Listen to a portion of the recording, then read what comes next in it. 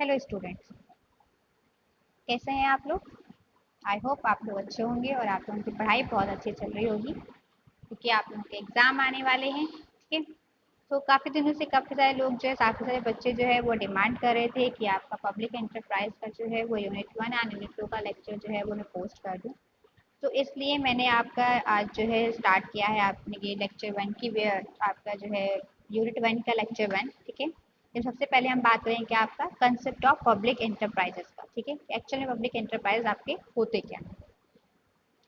तो इसमें अगर हम देखें तो मीनिंग ऑफ पब्लिक एंटरप्राइज, तो public enterprise refers to a local और state or central government owned and controlled enterprises which is managed by the government as they are wholly or mostly invested by the government। ठीक है, तो यहाँ पे आपकी बात करने वाली चीज़ें क्या हैं आपकी। ठीक है, दो तीन चीज़ें हैं जो आपको पता होना चाहिए, बिल्कुल आपको लर्न ही होना चाहिए इसमें। जैसे कि पहली चीज़ क्या है आपका कि जो पब्लिक एंटरप्राइज है वो क्या है, वो या तो एक लोकल बॉडी होगी या फिर स्टेट या फिर सेंट्रल गवर्नमेंट बॉडी होगी। ठीक है, उन्हें या तो कौन कंट्रोल कर रहा होगा आपका, या तो लोकल गवर्नमेंट या फिर स्टेट या फिर सेंट्रल गवर्नमेंट कंट्रोल कर रही होंगी। पहली चीज़ तो ये ध्यान रखने वाली है। ठीक है, कि क्या है ऐसी एंटरप्राइजेज जिसपे किसका कंट्रोल हो, लोकल गवर्नमेंट का या फिर स्टेट या फिर सेंट्रल गवर्नमेंट का, या फिर क्या है दो स्टेट मिलके कंट्रोल कर रही होंगी, दो स्टेट गवर्नमेंट मिलके, या फिर क्या है सेंट्रल एंड स्टेट बोथ मिलके कंट्रोल कर रही होगी। तो ये आपकी क्या होती हैं, आपकी पब्लिक एंटरप्राइज होती हैं। ठीक, एंड दे आर होली और mostly invested by the government. अब दूसरी चीज़ में क्या है कि इसमें मोस्टली कौन इन्वेस्ट करता है, आपकी जो गवर्नमेंट होती है वो इसमें क्या करती है, इन्वेस्ट करती है। ठीक है, मोस्टली इसमें कौन इन्वेस्ट करता है, आपका जो गवर्नमेंट होती है वो क्या करती है, इन्वेस्ट करती है। तो ये चीज़ आपको ध्यान रखिएगा, इसमें ये सब कुछ चीज़ें हैं जो आपको याद होनी चाहिए। ठीक है, अब देखिए इसका एक डेफिनेशन दी हुई है आपके, that is under section 245 of the companies act. ठीक है, आपका क्या है,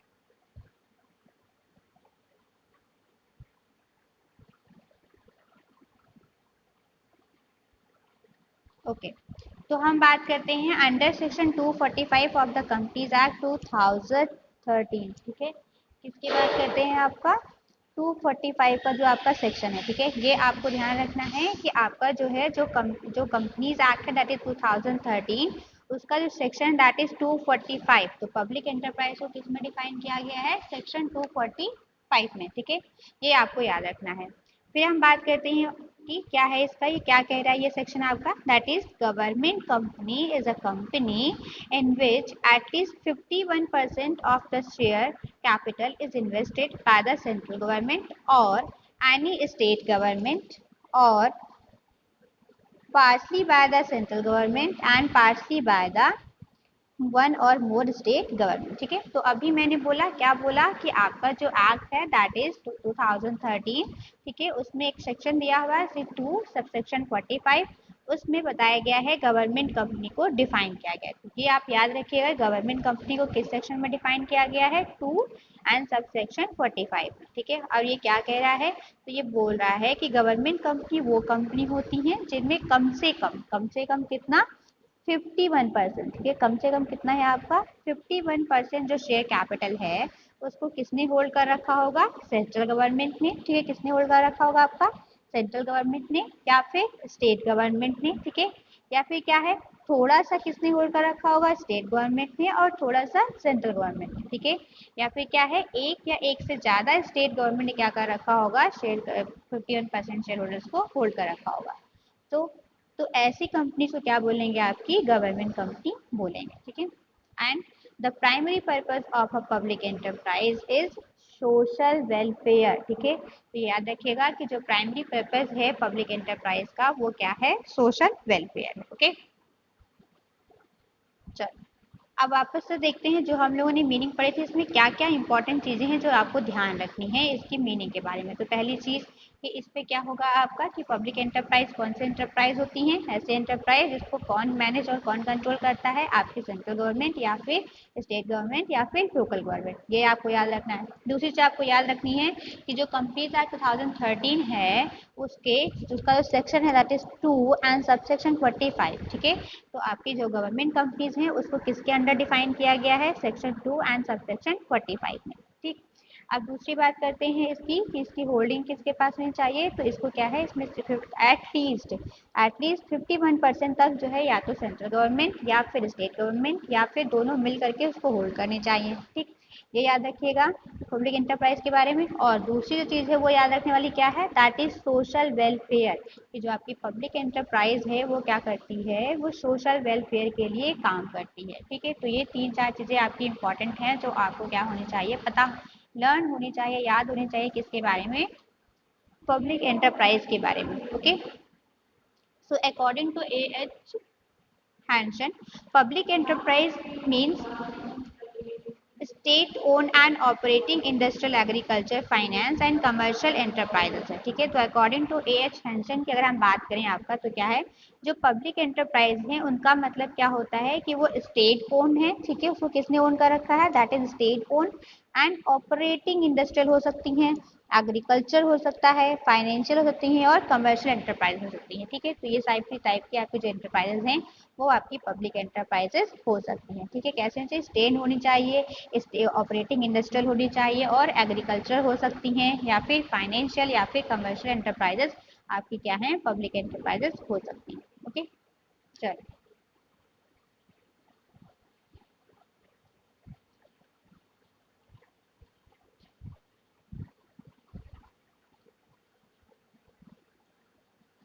अब हम बात करते हैं किसकी, फीचर्स की। ठीक है, किसकी बात करते हैं, आपकी फीचर्स की। तो फीचर्स ऑफ पब्लिक एंटरप्राइज की अगर हम बात करें तो क्या क्या है, पहली चीज कि क्या होंगी, ये स्टेट ओनरशिप होगी। इसमें क्या है आपका, स्टेट ओनरशिप होगी, मीन्स कि इसकी जो ओनरशिप होगी, अभी हम लोगों ने पढ़ा कि इसमें क्या है कि 51% से क्या होगी, ओनरशिप किसकी होगी, यहाँ पे गवर्नमेंट की होगी। ठीक है, सेकंड की हम बात करें, that is government management and control. तो सेकंड फीचर इसका क्या है कि इसमें इसका जो मैनेजमेंट एंड कंट्रोल होगा वो कौन देखेगा, आपकी गवर्नमेंट देखेगी। ठीक है, फिर हम देखते हैं थर्ड पॉइंट है, that is financing by the state है। ठीक है, तो इसे फाइनेंस कौन करेगा, फंडिंग कौन प्रोवाइड करेगा, आपकी जितनी भी पब्लिक एंटरप्राइजेस होती है ना उनको फंडिंग कौन प्रोवाइड करता है, आपकी गवर्नमेंट प्रोवाइड करती है।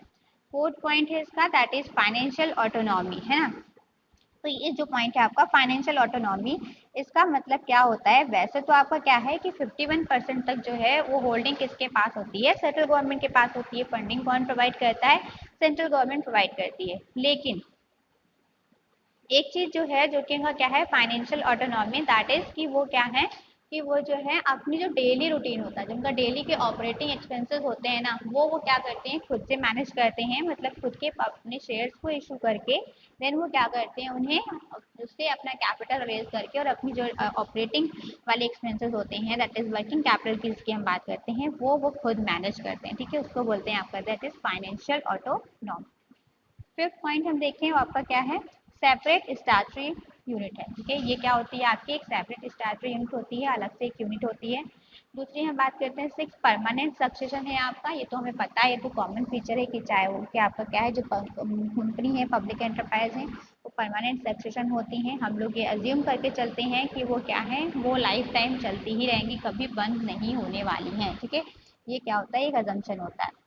फिर हम बात करते हैं ऑब्जेक्टिव क्या होता है इनका, सर्विस होता है। ठीक है, इनका जो मेन ऑब्जेक्टिव है, मेन जो पर्पज है पब्लिक एंटरप्राइज का, वो क्या है, दैट इज सर्विस प्रोवाइड करना। ठीक है, सोशल वेलफेयर एंड पब्लिक को सर्विस प्रोवाइड करना है।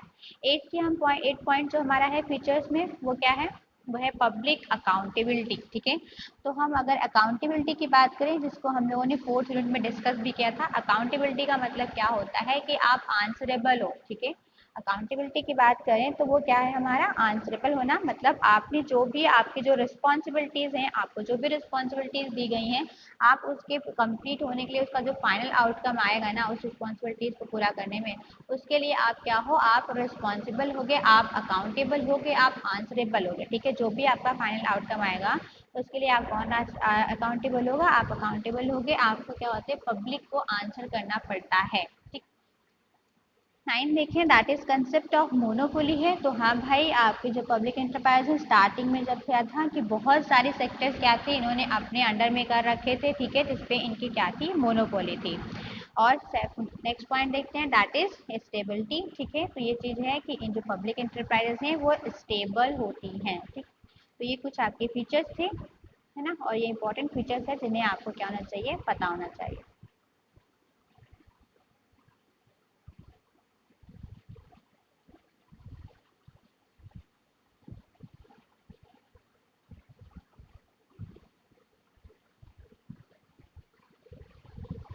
चलो नेक्स्ट हम डिस्कस करते हैं, हमारा क्या है, that is rational behind the establishment of public enterprises है। ठीक है, तो उसकी हम बात करते हैं। तो पहली चीज़ क्या है इसमें, helpful in overall development of industries है। ठीक है, किस में हेल्प करती है, ओवरऑल डेवलपमेंट में। तो आपकी जो पब्लिक एंटरप्राइज है वो किस में हेल्प करती है, आपकी ओवरऑल डेवलपमेंट में ये हेल्प करती हैं। क्योंकि स्टार्टिंग में जब क्या था आपका, इंडिपेंडेंस के बाद की बात देखें तो आपकी जो इंडस्ट्रीज थी हमारी कंट्री में वो बहुत ज़्यादा क्या थी, वीक थी, बहुत ज़्यादा वीक थी। यहाँ पे सिचुएशन बिल्कुल इंडस्ट्रीज का डेवलपमेंट नहीं था।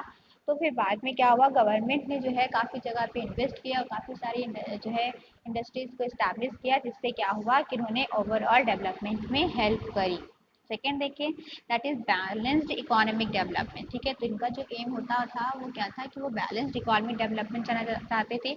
ऐसा ना हो कि किसी एक पर्टिकुलर एरिया को डेवलप कर दिया और बाकी को छोड़ दिया, तो नहीं, ऐसा नहीं था, बल्कि इन्हें क्या करना था, सारे जितने भी कंट्री के जितने भी एरियाज थे उन सबको डेवलप करना था। थर्ड वन देखें, to check centralisation of economic power, and ये इन्हें चेक करना था कि भाई जो इकोनॉमिक पावर है वो किसी एक पर्सन के ऊपर के हैंड में क्या हो, सेंट्रलाइज्ड ना हो। ठीक है, इनका एक मोटिव ये भी था कि ये भी चेक करना कि किसी एक पर्सन के हाथ में सेंट्रलाइज पावर ना जाए, स्पेशली प्राइवेट हैंड में। क्योंकि अगर ऐसा होता तो क्या था कि जो आपके कंज्यूमर्स थे उनका एक्सप्लॉयटेशन होता, तो उनके एक्सप्लॉयटेशन को बचाने के लिए सेंट्रल गवर्नमेंट ने क्या किया, बहुत सारी पब्लिक एंटरप्राइजेस को इस्टेब्लिश किया। फोर्थ देखें, that is establishment of heavy investment requirement enterprise है। और ऐसी एंटरप्राइजेस, कौन से एंटरप्राइजेस, ऐसी एंटरप्राइजेस बहुत सारी थी जहाँ पे क्या था, बहुत ज़्यादा जो है वो हैवी इन्वेस्टमेंट की रिक्वायरमेंट थी। क्या थी, जहाँ पे बहुत ज़्यादा इन्वेस्ट करना था। अब भाई प्राइवेट सेक्टर जो थे वो थोड़ा सा डर रहे थे, उनको रहा था कि भाई अब इतना ज़्यादा हैवी इन्वेस्टमेंट करना है, बहुत ज़्यादा रिस्क रहेगा, है ना, तो वो लोग वहाँ पे इन्वेस्ट करने के लिए रेडी नहीं थे। तो इसलिए क्या हुआ, ऐसी जगहों पे जहाँ पे बहुत ज़्यादा इन्वेस्ट करने की नीड थी और बहुत ज़्यादा रिस्क था, वहाँ पे क्या हुआ, गवर्नमेंट आगे आई, आपकी सेंट्रल गवर्नमेंट, और उन्होंने क्या किया, फिर इन्वेस्ट किया और पब्लिक एंटरप्राइजेस को इस्टेब्लिश किया। ठीक है, फोर्थ देखिए, that is to incurred monopoly है। ठीक है, तो भी हम लोग भी जानते हैं कि ऐसे बहुत सारे सेक्टर्स हैं जहाँ पे क्या है, गवर्नमेंट की मोनोपोली है। ठीक है, एंड सिक्स देखें, तो प्रोवाइड यूटिलिटीज फॉर इंफ्रास्ट्रक्चर है। तो क्या था, स्टार्टिंग में से आपका जो है, अभी क्या है, अभी आपको हर चीज़ की फैसिलिटी अवेलेबल है, ट्रांसपोर्टेशन की फैसिलिटी अवेलेबल है, आपको इलेक्ट्रिसिटी की फैसिलिटी अवेलेबल है। बट जब स्टार्टिंग में था, जब आपकी कंट्री जस्ट इंडिपेंडेंट हुई थी, उस टाइम पे क्या था कि जो आपकी इंफ्रास्ट्रक्चर फैसिलिटीज है, दैट इज इलेक्ट्रिसिटी है, ट्रांसपोर्टेशन है, ये फैसिलिटीज़ अवेलेबल नहीं थी। तो इनको प्रोवाइड करने के लिए क्या हुआ था कि गवर्नमेंट ने जो है वो उन्होंने काफ़ी ज़्यादा इन्वेस्टमेंट किया और वर्क किया, और उन्होंने क्या की, इंफ्रास्ट्रक्चर फैसिलिटीज़ अवेलेबल कराई, किसको, अदर इंडस्ट्रीज पर्पज़ को, जिससे कि वो क्या कर सके कि वो आगे अपना और ज़्यादा से ज़्यादा इंडस्ट्रीज जो है वो ग्रो कर सकें। सेवन देखें, that is absorption of natural resources हैं। ठीक है, तो इनका जो मेन उनका ये था, फोकस था कि भाई हमारे पास जो नेचुरल रिसोर्सेज अवेलेबल हैं हम उनका प्रॉपर यूज़ कर सकें। एट्थ हम देखें, that is to secure consumer interest. क्योंकि जो प्राइवेट सेक्टर्स थे उनका मेन मोटिव क्या होता है, प्रॉफिट अर्न करना, वो कंज्यूमर वेलफेयर या फिर जो कंज्यूमर के बारे में या कंज्यूमर के इंटरेस्ट के बारे में कुछ भी नहीं सोचते हैं। उनका जो मेन पर्पज होता है दैट इज प्रॉफिट अर्न करना। ठीक है, लेकिन पब्लिक एंटरप्राइज का जो मेन मोटिव था वो क्या था, दैट इज सोशल वेलफेयर। तो वो उनकी वेलफेयर के लिए क्या करना था, इनको सिक्योर करने के लिए जो है वो पब्लिक एंटरप्राइज को इस्टेब्लिश किया गया। नाइन्थ देखें, that is helpful in effective execution of government plans. अब भाई जब पब्लिक एंटरप्राइजेज रहेंगी तो क्या होगा, जो गवर्नमेंट प्लान्स होंगे उनके एग्जीक्यूशन में ये क्या करेंगी, हेल्प करेंगी। टेंथ देखें, that is establishment of socialist standards हैं, है ना, इन्होंने क्या किया, स्टैब्लिश किया बहुत सारे सोशलिस्ट स्टैंडर्ड को, जिसको मीट करना क्या था, इम्पॉर्टेंट था हर एक कंपनी के लिए। ओके, तो ये कुछ आपके क्या थे, रेशनल थे, जिसके अकॉर्डिंग क्या था, आपको पब्लिक एंटरप्राइजेज जो है वो इस्टेब्लिश की गई थी। अब हम बात करते हैं किसकी, हम बात करते हैं आपकी इम्पोर्टेंस की। ठीक है, किसकी बात कर रहे हैं, इम्पोर्टेंस एंड रोल्स की। ठीक है, तो देखें, तो पहली चीज़ क्या है आपकी, दैट इज इसका जो इम्पोर्टेंस है प्लान डेवलपमेंट। ठीक है, तो इनका क्या था, जो मेन इम्पोर्टेंस था वो था प्लान डेवलपमेंट। इन्होंने जो है पहले से डिसाइड कर रखा था कि भाई हमें ये क्या करना है, डेवलप करना है ना।